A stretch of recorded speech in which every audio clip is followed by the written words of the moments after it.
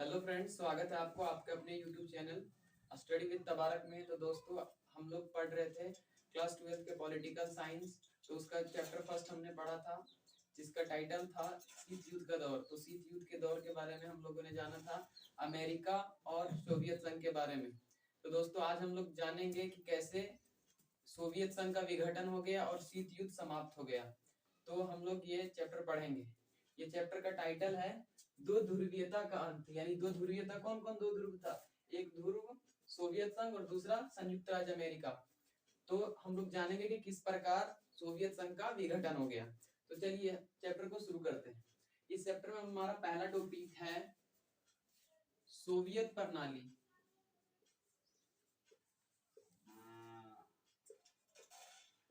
Soviet प्रणाली क्या थी, जिसको हम बोलते हैं यूएसएसआर।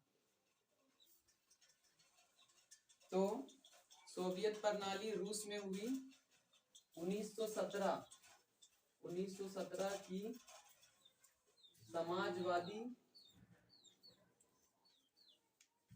समाजवादी क्रांति के बाद अस्तित्व में आई। ये क्रांति पूंजीवाद के खिलाफ और समाजवाद के आदर्शों और समतामूलक समाज की जरूरतों से प्रेरित थी। ये समाजवाद ये किसके खिलाफ थी? पूंजीवाद के खिलाफ थी।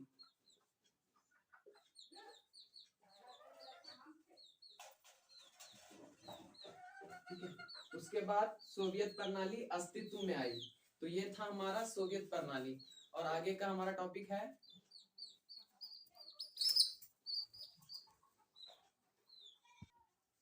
अब हमारा अगला टॉपिक है दूसरी दुनिया। तो आपसे सीधा सीधा क्वेश्चन पूछेगा कि दूसरी दुनिया से आप क्या समझते हैं। तो द्वितीय विश्व युद्ध के बाद, ठीक है, सेकेंड वर्ल्ड वॉर के बाद अधिकांश देश थे वो किसके? यूएसएसआर यानी सोवियत संघ के नियंत्रण में आ गए थे मतलब। और सोवियत संघ ने इन्हें फांसीवादी ताकतों से मुक्त कराया था। क्या कराया था?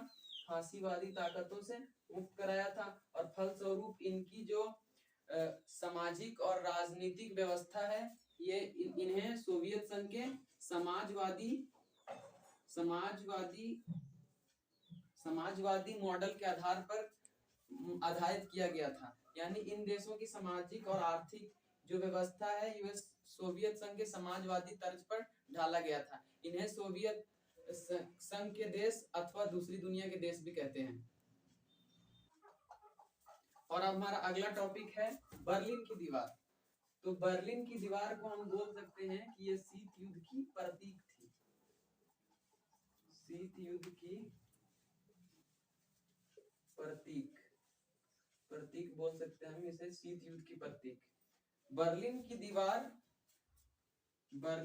दीवार साम्यवादी दुनिया और पूंजीवादी दुनिया के बीच विभाजन का प्रतीक थी। पूंजीवादी दुनिया के बीच विभाजन का प्रतीक थी। ठीक है। और ये पूर्वी जर्मनी और पश्चिमी जर्मनी को अलग करती थी। यानी पूर्वी जर्मनी को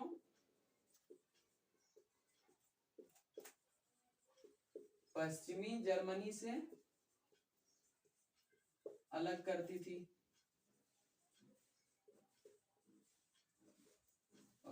और इसका निर्माण कब हुआ था? इसका निर्माण 1961 में हुआ था।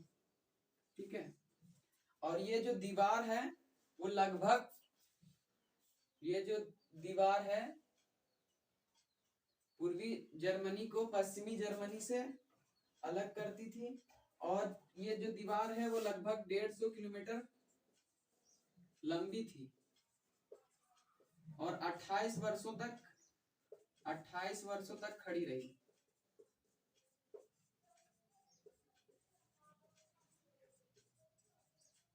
ठीक है। और ये जो दीवार है वो 9 नवंबर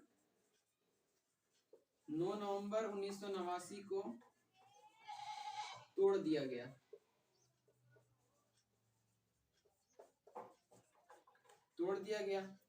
अब ये जो बर्लिन की दीवार है, बर्लिन के जो दीवार का टूटना जो है वो किसका प्रतीक है? साम्यवादी खेमे की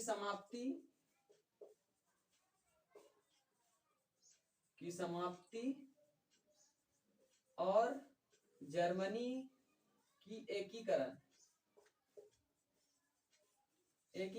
क्योंकि जो पश्चिमी जर्मनी और पूर्वी जर्मनी अलग अलग थी तो दीवार को तोड़ करके दोनों को एक कर दिया गया। तो ये शीत युद्ध की समाप्ति और साम्यवादी खेमे की पतन तथा जर्मनी का एकीकरण की शुरुआत थी। लगभग 15 गणराज्यों के मिलने से सोवियत संघ का निर्माण हुआ था। ठीक है, अब हम लोग अगला टॉपिक जानते हैं कि सोवियत संघ के विघटन यानी सोवियत संघ के टूटने, सोवियत संघ के विघटन यानी टूटने के क्या कारण थे। ठीक है, देखिए आप लोग टेंशन मत लीजिएगा, सिर्फ यहाँ पे आप समझ जाइए। ठीक है, मेरा पर्पस आप लोगों को समझाना। शॉर्ट नोट्स हम एक टेलीग्राम चैनल क्रिएट करेंगे यानी बनाएंगे, उसमें आपको शॉर्ट नोट्स प्रोवाइड कर दिए जाएंगे, आप वहां से देख लीजिएगा। यहाँ बेसिकली आप सिर्फ चीजों को समझ जाइए ताकि आपके लिए आसानियां हो जाए। ठीक है, सोवियत संघ के विघटन के क्या कारण थे, ये आपका डायरेक्ट क्वेश्चन पूछता है कि सोवियत संघ के विघटन के क्या कारण थे। तो सोवियत संघ के विघटन का जो सबसे पहला कारण था वो भ्रष्टाचार। सोवियत संघ के विघटन का जो सबसे पहला कारण था वो था भ्रष्टाचार। देखिए सोवियत संघ, ठीक है, सोवियत संघ में जो जितने भी कार्य थे वो सरकारी कर्मचारियों द्वारा किए जाते थे और ये सरकारी कर्मचारी जनता से भारी पैमाने पर रिश्वत लेते थे, जिससे जनता में भारी नाराजगी थी। पार्टी की सरकार थी, उसका नाम था कम्युनिस्ट पार्टी। ठीक है, और यह हमारा तीसरा है, वो है निजी संपत्ति पर प्रतिबंध।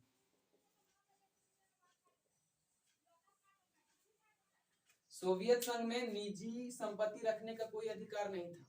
ठीक है, इसलिए लोगों को अधिक से अधिक कार्य करने की प्रेरणा नहीं मिलती थी, इसलिए सोवियत संघ का विघटन हो गया। ये हमारा तीसरा है। और हमारा जो चौथा है वो है गुणवत्ता तथा प्रतियोगिता का अभाव। देखिए सोवियत संघ में गुणवत्ता तथा प्रतियोगिता का अभाव था, क्योंकि सारी जो चीजें हैं, सारी वस्तुओं का निर्माण सरकार कराती थी, जिससे कम गुणवत्ता वाले चीजों को खरीदने के लिए लोग विवश होते थे। ठीक है, इसलिए लोगों में भारी नाराजगी थी। और चौथा जो सबसे बड़ा कारण था और जिसके कारण सोवियत संघ का विघटन हुआ, और वो ये है कि अर्थव्यवस्थाओं की असफलता।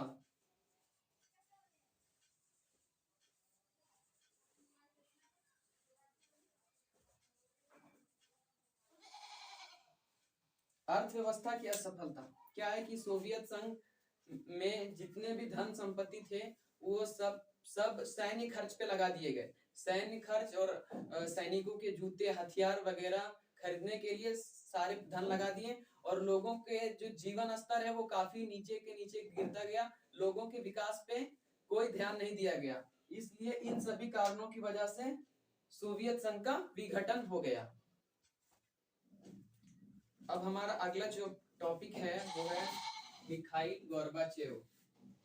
मिखाइल गोर्बाचेव के बारे में हमें जानना है, क्योंकि इसके बारे में हमें क्वेश्चन पूछ लेते हैं। तो मिखाइल गोर्बाचेव वो सोवियत संघ के अंतिम राष्ट्रपति थे।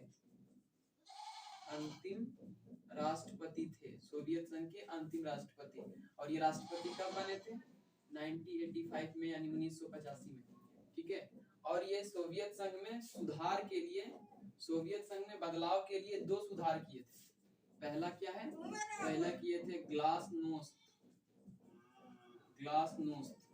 जिसको बोलते हैं खुलापन। और दूसरा हमारा है प्रेस्ट्रोइका। ठीक है, प्रेस्ट्रोइका जिसको बोलते हैं पुनर्गठन।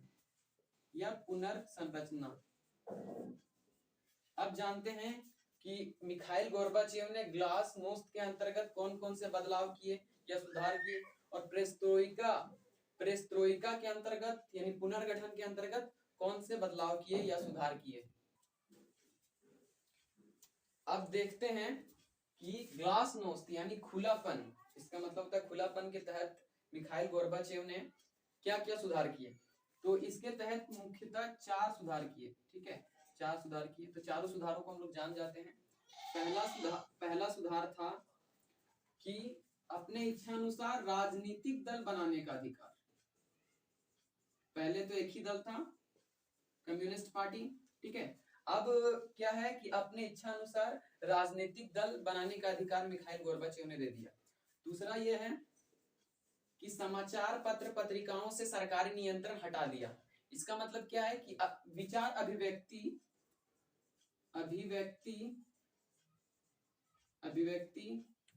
प्रकट करने का अधिकार,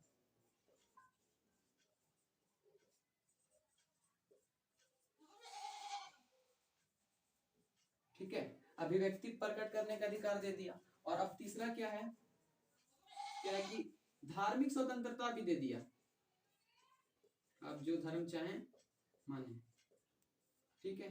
और चौथा क्या है कि निजी उद्योग, प्राइवेट फैक्ट्रीज, निजी उद्योग लगाने का अधिकार दे दिया। और इससे पहले क्या था कि वहां पे सरकार का ही उद्योग रहते थे, सरकार की फैक्ट्री थे। अब देखिए ग्लासनोस्ट के तहत 4 सुधार किए गए मुख्यतः। पहला, अपने इच्छानुसार राजनीतिक दल बनाने का अधिकार। दूसरा, सरकारी पत्र पत्रिकाओं से सरकारी नियंत्रण हटा लिया और विचार अभिव्यक्ति प्रकट करने का अधिकार दे दिया, ठीक है। तीसरा, धार्मिक स्वतंत्रता दे दिया। और चौथा क्या है, निजी उद्योग लगाने का अधिकार दे दिया। अब ये था हमारा ग्लासनोस्ट के तहत मिखाइल गोर्बाचेव ने क्या क्या सुधार किए। अब हम जानेंगे कि पेरेस्ट्रोइका यानी पुनर्गठन या पुनर्संरचना के तहत मिखाइल गोर्बाचेव ने क्या क्या सुधार किए, ठीक है। और तो हम लोग देख लेते हैं कि दूसरा हमारा क्या था, पेरेस्ट्रोइका, ठीक है। पेरेस्ट्रोइका के तहत क्या क्या सुधार किए वो देख लेते हैं। सबसे पहला सुधार यह किया कि सोवियत संघ में शामिल राज्यों को अपने इच्छा अनुसार वार्सा पैक्ट में शामिल होने और ना होने का अधिकार दे दिया। वार्सा पैक्ट में शामिल होने या ना होने का अधिकार, ठीक है, ये हमारा पहला था। दूसरा ये अधिकार दे दिया कि सोवियत संघ में शामिल होने वाले राज्यों को अपने इच्छा अनुसार अपनी विदेश नीति बनाने का अधिकार दे दिया, यानी अपनी स्वतंत्र विदेश नीति बनाने का अधिकार दे दिया। और तीसरा ये इतना मतलब ये था, खतरनाक था कह लीजिए, कि इसके वजह से सोवियत संघ विभक्त हो गया। और तीसरा ये अधिकार दे दिया कि अपने इच्छा अनुसार सोवियत संघ से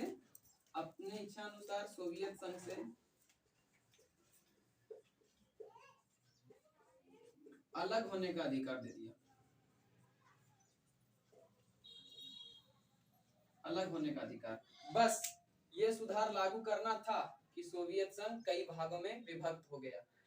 हालांकि मिखाइल गोर्बाचेव ने इन सभी नियमों को सुधार के लिए लगाया था, लागू किया था, पर इसका विपरीत असर हो गया और सोवियत संघ का विघटन हो गया। तो दोस्तों ये था हमारा सेकंड चैप्टर, दो ध्रुवीयता का अंत। तो इनमें से हमने कुछ टॉपिकों को आज डिस्कस किया है और आने वाले अगले वीडियोस में हम अच्छे से डिस्कस करेंगे। तब तक के लिए ये वीडियो को अच्छे से लाइक करें, चैनल को सब्सक्राइब करें और ज्यादा से ज्यादा शेयर करें।